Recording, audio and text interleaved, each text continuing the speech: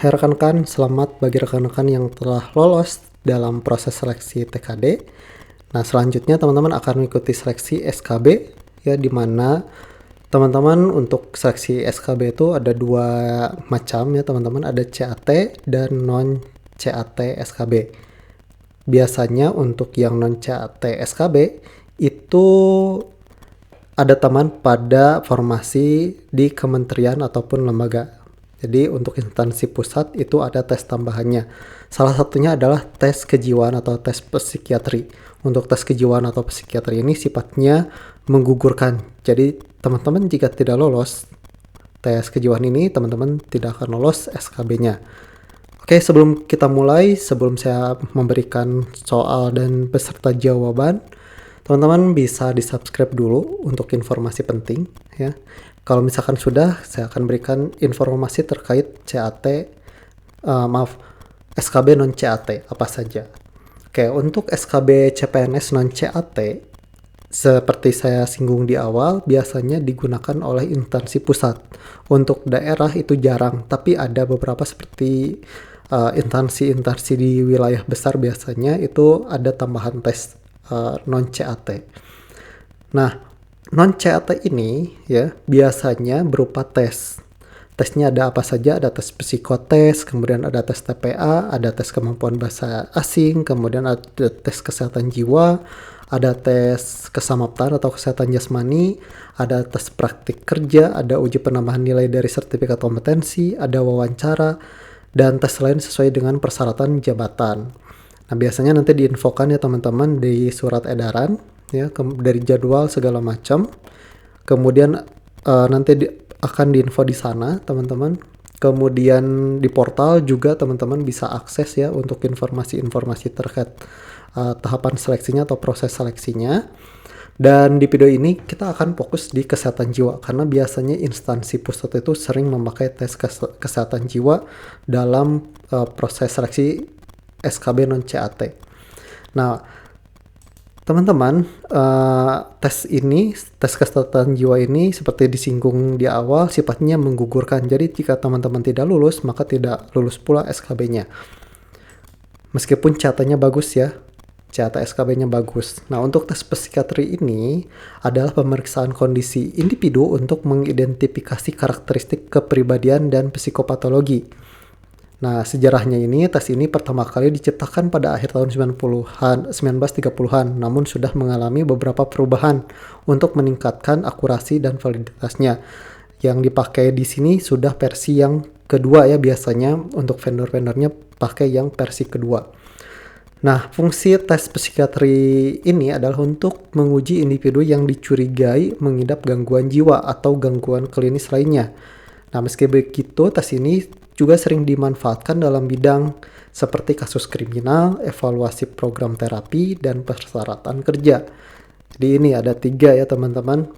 Nah, salah satunya dipakai untuk seleksi CPNS non CAT SKB. Nah, di sini adalah hasil laporan dari soal yang telah saya jawab. Dan ini saya buat 100% ya, kejiwaan teman-teman itu normal dan sehat. Dan ini akan dianggap normal dan teman-teman akan lulus untuk tes kejiwaan ini. Nah, hasilnya tuh seperti ini. Ini adalah hasil yang akan nanti dilihat oleh pengetes ya, atau asesor ataupun psikiatri yang mengetes. Atau biasanya dokter atau psikiater. Nah, di sini untuk validitasnya LFK, jadi percaya diri dan mandiri kritis, sifat tradisional, jujur, dan kesesuaian sosial. Jadi normal teman-teman. Untuk K secara klinis defensif ya. Tapi semuanya menyangkal intoleransi. Ini juga masih normal teman-teman dalam batas toleransi. Kemudian teman-teman untuk basic clinical skills-nya ini variabel yang dinilai ya. Ada HS, D, nanti saya akan jelaskan, tapi ini adalah interpretasinya atau hasil tesnya. Nah, di sini untuk variabel HS, ini hasilnya tidak ada masalah somatik, energik, optimis, dan intuitif. Ini juga positif ya teman-teman. Kemudian D, ceria dalam suasana hati yang baik, percaya diri, kurangnya pengendalian, impulsif, terkadang tidak terkendali. Ramah secara sosial, tidak ada gangguan emosi. Ini juga masih positif ya teman-teman, normal ke positif ya. Kemudian HY ya, variabel HY, pendiam, kompromis, konvensional, mengurangi minat, toleransi, secara sosial pendiam, kritis, berpikiran tertutup.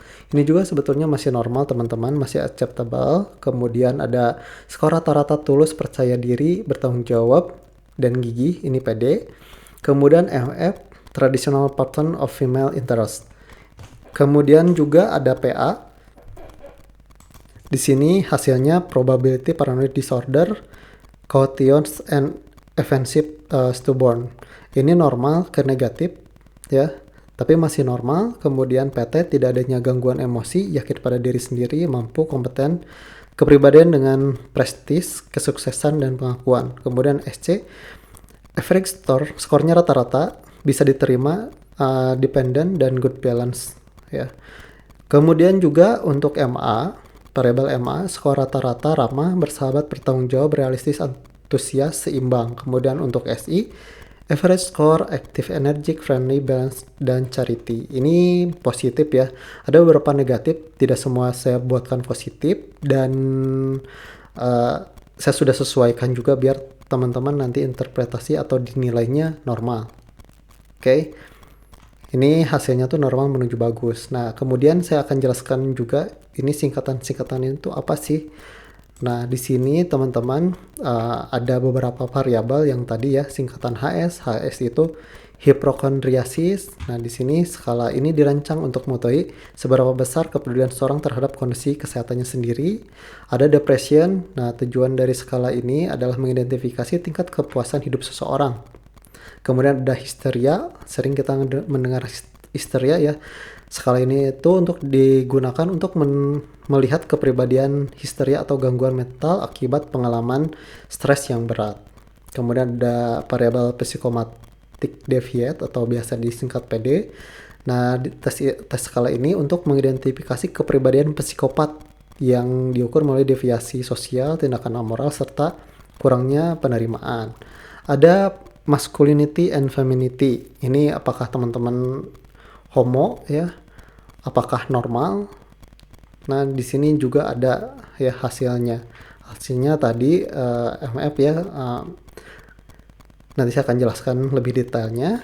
Kemudian paranoia ya. Di sini itu bertujuan untuk mengidentifikasi seorang gejala paranoid seperti lebih sensitif, mudah curiga, berperilaku kaku, dan selalu merasa menjadi korban. Yang ketujuh, psikasthenia. Ini adalah suatu parameter yang digunakan untuk merefleksikan kecemasan, gangguan obsesif, kompulsif, dan depresi.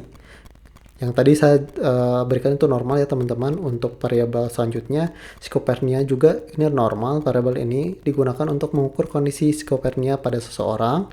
Kemudian ada hipomania, tadi teman-teman sudah lihat juga normal. Di sini parameter untuk menilai karakteristik individu pengidap hipomania, yaitu kondisi psikologis yang membuat energi dan suasana hati seorang meningkat sehingga berpotensi mengganggu aktivitas sehari-hari. Dan tadi normal, malahan bagus ya. Kemudian social introversion atau SI. Di sini skala introversion atau skala 0 bertujuan untuk mengukur tendensi individu untuk menarik diri dari hubungan sosial. Ya, tadi juga udah normal ya teman-teman, malahan bagus. Nah, kemudian teman-teman terkait tes ini, jadi alat tes psikiatri yang digunakan CPNS, BUMN atau Bank BI itu standarnya orang dewasa. Soalnya itu terdiri dari 567 pertanyaan ya, dengan jawabannya benar atau salah atau sesuai atau tidak. Ya, pilihannya itu benar atau salah, sesuai atau tidak dengan apa yang ada pada diri teman-teman. Kemudian waktu yang diberikan itu biasanya 60-90 menit pengerjaan. Biasanya tes pelaksanaan ini dikerjakan offline ya teman-teman. Biasanya ya, ada juga tapi ada juga yang online. Yang online tinggal dilihat saja jawaban yang saya berikan, itu pasti bagus ya.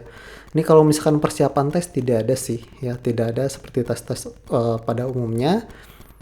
Jaga kesehatan, kemudian tidur yang cukup, dan juga sarapan. Ya, kalau misalkan nanti tempat tesnya jauh, teman-teman sebisa mungkin lebih pagi biar tidak stres di jalan ya, ataupun bisa menginap ya kalau misalkan tesnya di jauh dengan wilayah teman-teman tempat tinggal. Nah, ini adalah salah satu soal ya, salah satu soal terkait tes kesehatan jiwa. Ya, pasti seperti ini. Ya, pasti seperti ini untuk soalnya. Soal yang pertama, saya suka majalah mekanika, saya memiliki nafsu makan yang baik. Nah, seperti ini ya. Kemudian saya rasa menginginkan pekerjaan sebagai pustakawan, kebisingan membuat saya mudah tersinggung. Jawabannya benar atau tidak? Ayah saya adalah orang yang baik atau tidak, atau kalau dia sudah meninggal, ayah saya adalah orang yang baik. Ini tidak. Ini yang ketujuh, saya suka membaca artikel tentang kejahatan di surat kabar, itu benar. Kemudian tangan dan kaki saya biasanya terasa cukup hangat, itu benar. Dalam keseharian saya banyak yang menarik bagi saya, itu benar. Saya ini mempunyai kapasitas kerja yang sama dengan yang sebelumnya, itu juga benar. Ini salah satu pertanyaannya ya dari 567 pertanyaan. Nah, teman-teman bisa kunjungi untuk part yang keduanya di tanpasogok.blogspot.com, tapi hanya khusus untuk pelanggan premium saja ya, terkait soal-soal dan jawaban serta penjelasan yang lebih mendetail lagi dari tes ini. Kemudian teman-teman juga kalau misalkan kesulitan untuk berlangganan premium atau pengen konsultasi, bisa ke email saya di disbaju@gmail.com. Teman-teman nanti saya akan balas ya. Atau teman-teman mau coba tesnya, silahkan hubungi saya di sini ya teman-teman. Nah, kemudian kita lanjut ke part yang kedua ya. Sekian dari saya, mudah-mudahan ada gambaran. Wassalamualaikum warahmatullahi wabarakatuh.